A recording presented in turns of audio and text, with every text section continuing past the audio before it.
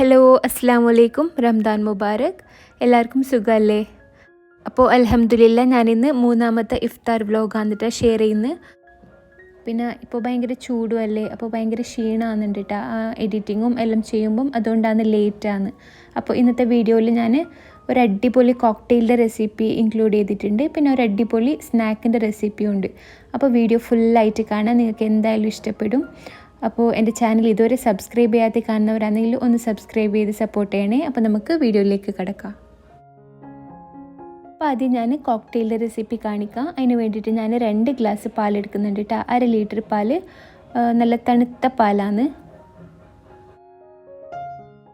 അടുത്തതായി നമുക്ക് വേണ്ടത് പഞ്ചസാരയാണ് കേട്ടോ. അതൊരു 6 ടീസ്പൂൺ പഞ്ചസാര ഇട്ട് കൊടുക്കുന്നുണ്ട്. നിങ്ങൾക്ക് നിങ്ങളുടെ മധുരത്തിനനുസരിച്ചിട്ട് കൂട്ടിയോ കുറയ്ക്കുകയോ വേണമെങ്കിൽ ചെയ്യാം. പിന്നെ മിൽക്ക് മെയ്ഡ് ചേർക്കുന്നവരുണ്ട്, പക്ഷേ ഒറിജിനൽ കോക്ടെയിൽ റെസിപ്പിയിൽ പാലാണ് കേട്ടോ ചേർക്കുന്നത്, മിൽക്ക് മെയ്ഡ് അല്ല.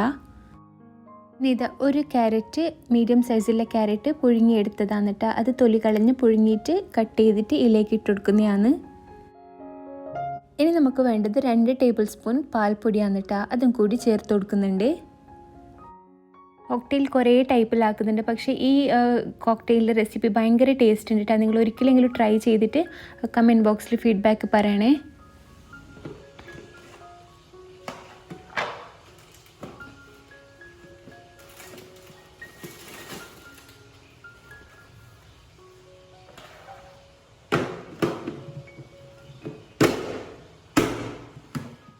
ഇനി എന്നിട്ട് നമ്മുടെ കോക്ടെയിലിൻ്റെ സീക്രട്ട് റെസിപ്പി എല്ലാം ചേർക്കാൻ പോകുന്നത്. അതിന് വേണ്ടിയിട്ട് ബദാം 2ആയി കട്ട് ചെയ്ത ബദാമും കുറച്ച് കാഷ്യൂ നട്ട്സും, ഇത് നമുക്ക് ഡ്രൈ റോസ്റ്റ് എടുക്കേണ്ടതാണ്. അപ്പോൾ ഇത് രണ്ടും കൂടി നല്ല ചൂടായ തവയിലിട്ടിട്ട് ഡ്രൈ റോസ്റ്റ് ചെയ്തെടുക്കുക. ഇനി അതേ പാനിലേക്ക് തന്നെ കുറച്ച് പീനട്ട്സും കൂടി ഇട്ടിട്ട് നമുക്ക് ഡ്രൈ റോസ്റ്റ് ചെയ്തെടുക്കാം. പിന്നെ പീനട്ട് ചേർക്കുമ്പം നമുക്ക് ഇതിൻ്റെ തൊലി കളഞ്ഞിട്ട് വേണം കേട്ടോ ചേർക്കാൻ. ഇത് തൊലി കളഞ്ഞ പീനട്ട് റോസ്റ്റ് ചെയ്തതൊന്നും കിട്ടുന്നുണ്ട്, പക്ഷേ ഞാനെടുത്തത് റോസ്റ്റ് ചെയ്യാത്ത തൊലിയിലെ പീനട്ട്സ് ആയതുകൊണ്ടാണ് കേട്ടോ ഇങ്ങനെ ചെയ്യുന്നത്. ഇപ്പോൾ റോസ്റ്റ് ചെയ്തത് എടുക്കുന്നുണ്ടെങ്കിൽ അങ്ങനെ ചേർത്ത് കൊടുത്താൽ മതി. അപ്പോൾ ഇനി ഒരു ബൗളിലേക്ക് നമ്മൾ നേരത്തെ അടിച്ചു വെച്ച ജ്യൂസിൽ അത് ഒഴിച്ചു കൊടുക്കുന്നുണ്ട്. ഇനി ചേർക്കേണ്ടത് നമ്മൾ ഡ്രൈ റോസ്റ്റ് ചെയ്ത് വെച്ച ബദാമാണ്, പിന്നെ പീനട്ട് ചേർക്കുന്നുണ്ട്, കാഷ്യൂ നട്ടും കൂടി ചേർക്കുന്നുണ്ട്. പിന്നെ വേണ്ടത് ഒരു ആപ്പിളില്ലേ, അത് കട്ട് ചെയ്തിട്ട് തൊലിയോട് കൂടി തന്നെ ചേർത്താൽ നല്ല കളർ കിട്ടും. പിന്നെ ഒരു ക്യാരറ്റ്, ഒരു ചെറിയ ക്യാരറ്റ് ഗ്രേറ്റ് ചെയ്തതും കൂടി ചേർക്കുന്നുണ്ട്. പിന്നെ ഒരു അനാറും കൂടി ചേർത്ത് കൊടുക്കുന്നുണ്ട്. അപ്പോൾ ഇതെല്ലാം കൂടി നന്നായിട്ട് നമുക്ക് മിക്സ് ചെയ്യാം. അപ്പോൾ ഇതാന്നിട്ട് നമ്മുടെ കോക്ടെയിലിൻ്റെ സീക്രട്ട് റെസിപ്പി. എല്ലാവർക്കും എന്തായാലും ഇഷ്ടപ്പെടും. അപ്പോൾ നിങ്ങൾ എന്തായാലും ഒരിക്കലെങ്കിലും ട്രൈ ചെയ്തിട്ട് കമൻറ്റ് ബോക്സിൽ ഫീഡ്ബാക്ക് പറയണേ. ഇനി ഇത് നിങ്ങൾ സെർവ് ചെയ്യുമ്പം നല്ല തണുപ്പിച്ചിട്ട് വേണം കേട്ടോ സെർവ് ചെയ്യാനും. നല്ല ടേസ്റ്റാണ് തണുത്തിട്ട് കുടിക്കാൻ വേണ്ടിയിട്ട്.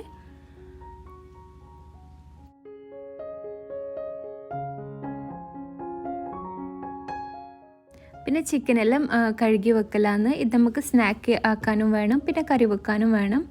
അപ്പോൾ ചിക്കനെല്ലാം കഴുകി വെക്കുക.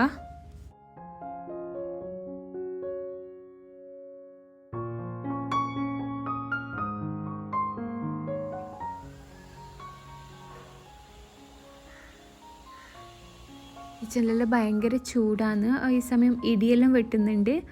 മഴ പെയ്താൽ നല്ല തണുത്ത കാറ്റ് വരട്ടേന്. അങ്ങനെയാണ് നമുക്ക് നമ്മുടെ ഇഫ്താർ സ്നാക്ക് ഉണ്ടാക്കുക. അടിപൊളി റെസിപ്പിയാണ് കേട്ടോ. ബ്രെഡ് വെച്ചിട്ടാണ് ചെയ്യുന്നത്. അപ്പോൾ അതിന് വേണ്ടിയിട്ട് ആദ്യം ഒരു പാൻ എടുത്തിട്ട് അതിലേക്ക് കോക്കനട്ട് ഓയിലില്ലേ, അതൊരു 3 ടേബിൾ സ്പൂൺ ഒഴിച്ചു കൊടുക്കുന്നുണ്ട്. എണ്ണ നല്ല ചൂടായി വരുമ്പം ഒരു 2 മീഡിയം സൈസിൻ്റെ സവാള ചെറുതായിട്ട് ചോപ്പ് ചെയ്തതും കൂടി ഇട്ട് കൊടുക്കുക. ഇനി സവാള ഒന്ന് വഴറ്റിയെടുക്കണം കേട്ടോ. ഇത് നല്ല ബ്രൗൺ കളറൊന്നും വേണ്ട, ഇതിൻ്റെ ഒരു കളറ് മാറി ഒന്ന് സോഫ്റ്റായി കിട്ടിയാൽ മതി. അപ്പോൾ ഇതുപോലെ സവാളിൻ്റെ കളറൊന്ന് മാറി കിട്ടിയാൽ മതി കേട്ടോ. ഒന്ന് സോഫ്റ്റായി കിട്ടിയിട്ടുണ്ട്. ഈ സമയമാകുമ്പോൾ നമുക്ക് 1 ടേബിൾ സ്പൂൺ ക്രഷ് ചെയ്ത ജിഞ്ചറും ക്രഷ് ചെയ്ത ഗാർലിക്കും ഇട്ട് കൊടുക്കുന്നുണ്ട്. ഇനി ഇതൊന്ന് 1 മിനിറ്റ് സോട്ട് ചെയ്യണം കേട്ടോ. ഇതിൻ്റെ ഗാർലിക്കിൻ്റെയും ജിഞ്ചറിൻ്റെ എല്ലാം പച്ചമണം മാറി കിട്ടുന്നവർ 1 മിനിറ്റ് സോട്ട് ചെയ്താൽ മതി. ഇനി ചേർക്കാൻ പോകുന്നത് ക്യാപ്സിക്കം വന്നിട്ട് അതാ ഇതുപോലെ ചെറുങ്ങനെ ക്യൂബ്സായി കട്ട് ചെയ്യേണ്ടതാണ്.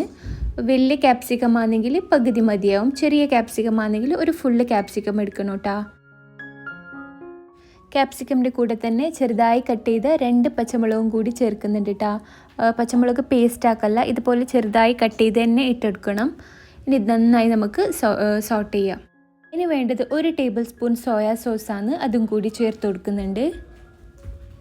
ആവശ്യത്തിന് ഉപ്പ് ചേർത്ത് കൊടുക്കുക. 1 ടീസ്പൂൺ പെപ്പർ പൗഡർ ചേർത്ത് കൊടുക്കുന്നുണ്ട്. പെപ്പർ പൗഡർ ക്രഷ് ചെയ്തതാണ്, ഫൈൻ പൗഡർ അല്ല കേട്ടോ. ഇനി വേണ്ടത് ചെറിയൊരു ക്യാരറ്റ് ഗ്രേറ്റ് ചെയ്തതും കൂടി ചേർത്ത് കൊടുക്കുന്നുണ്ട്. 2 ടേബിൾ സ്പൂൺ ചിക്കൻ്റെ സ്റ്റോക്കും കൂടി ചേർത്ത് കൊടുക്കുന്നുണ്ട് കേട്ടോ. ഇത് ഓപ്ഷനല്ലാണ്, നിങ്ങളുടെ കയ്യിൽ ഇല്ലെങ്കിൽ ചേർത്ത് കൊടുക്കണ്ട.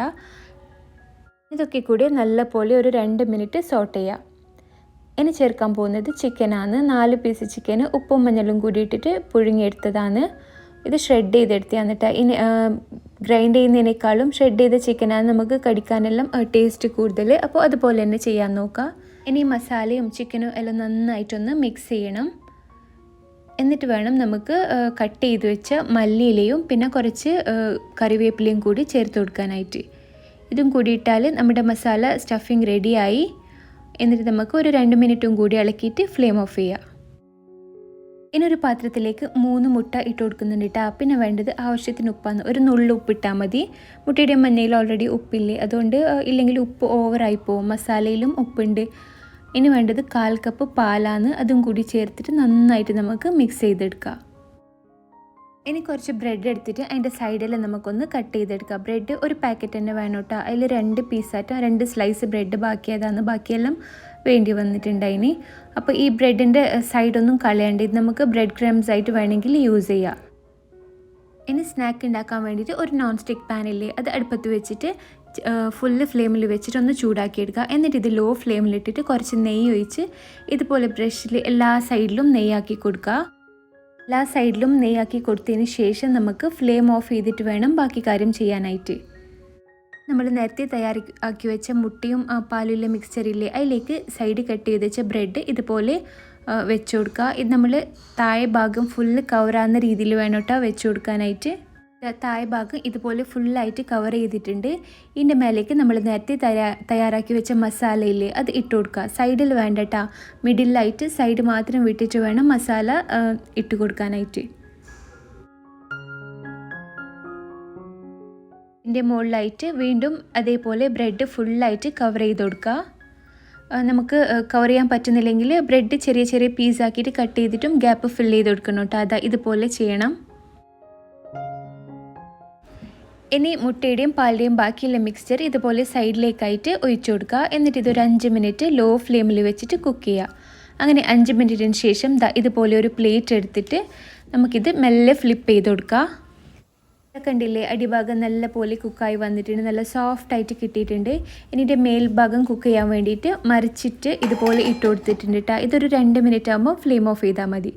അപ്പോൾ ഇത് നല്ല തണിഞ്ഞ് വന്നേരം നമുക്കിത് നല്ല സോഫ്റ്റായി വന്നിട്ടുണ്ട്. നമുക്ക് കട്ട് ചെയ്ത് നോക്കാം. നല്ല സോഫ്റ്റ് സ്പോഞ്ചി ആയി കിട്ടിയിട്ടുണ്ട്. നല്ല ടേസ്റ്റ് ഉണ്ട് അതിന് സ്റ്റഫിങ് എല്ലാം ആയിട്ട്. അപ്പോൾ നിങ്ങൾ ഇതെന്തായാലും ഒന്ന് ട്രൈ ചെയ്തിട്ട് ഫീഡ്ബാക്ക് പറയാൻ നോക്കണേ. അപ്പോൾ നമ്മുടെ സ്നാക്കും റെഡിയായി, നമ്മുടെ കോക്ടെയിലും റെഡിയായി. കുറേ സ്നാക്കൊന്നും ആക്കുന്നില്ല കേട്ടോ. നോമ്പ് ചൂടെല്ലായതുകൊണ്ട് ഭയങ്കര ക്ഷീണമാണ്.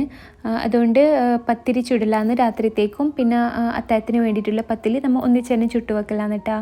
നോമ്പ് തുറന്ന് കഴിഞ്ഞാൽ പിന്നെ ഒന്നും കഴിയില്ല, ഭയങ്കര ടയർഡായിരിക്കും. അതുകൊണ്ട് നോമ്പ് തുറക്കുന്നതിന് മുന്നേ തന്നെ ഏകദേശം പണിയെല്ലാം കഴിച്ചു വെക്കലാന്ന്.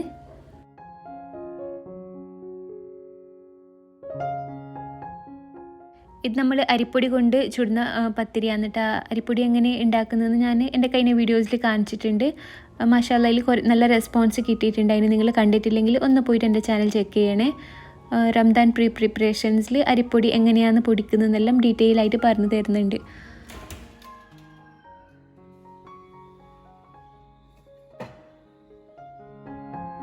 ഇതാ നോമ്പ് തുറക്കുന്ന സമയമാവാനായി ഇതാ ബത്തക്ക ജ്യൂസ് റെഡി ആയിട്ടുണ്ട്. അപ്പോൾ എല്ലാം എടുത്ത് വെച്ചിട്ടുണ്ട്. ആ കോക്ടെയിലും നമ്മുടെ സ്നാക്കും ഇത് ഫ്രീസ് ചെയ്ത് വെച്ചിട്ടുണ്ട്. സ്നാക്സും ഫ്രൈ ചെയ്തിട്ടുണ്ട് കേട്ടോ. അപ്പോൾ ഇനി അതെല്ലാം എടുത്ത് വെച്ചിട്ട് ചായ വെക്കലാന്ന്. നമ്മൾ നോമ്പ് തുറക്കുന്നതിന് മുന്നേ തന്നെ നോമ്പ് തുറക്കുന്നതിന് മുന്നേ അല്ല, നോമ്പ് തുറക്കുന്ന സമയത്ത് തന്നെ ചായയും വെക്കലുണ്ട് കേട്ടോ. ഒന്നിച്ച് തന്നെ കുടിക്കലാന്ന്. ഇന്നത്തെ വ്ലോഗ് ഇത്രയേ ഉള്ളൂ കേട്ടോ. നിങ്ങൾക്ക് ഇഷ്ടമായി എന്ന് വിചാരിക്കുന്നു. റംദാൻ്റെ ദുആക്ക് പ്രത്യേക ഒരു മഹത്വമല്ലേ. അപ്പോൾ നിങ്ങളെല്ലാവരും എന്നെയും എൻ്റെ കുടുംബത്തെയും നിങ്ങൾ ദുആയിൽ ഉൾപ്പെടുത്തണേ. അപ്പോൾ ഇൻഷാ അല്ലാഹ് പുതിയ റെസിപ്പീസും പുതിയ വ്ലോഗ്സുമായി വീണ്ടും വരാം. അതുവരേക്കും അസ്സലാമു അലൈക്കും, ബൈ.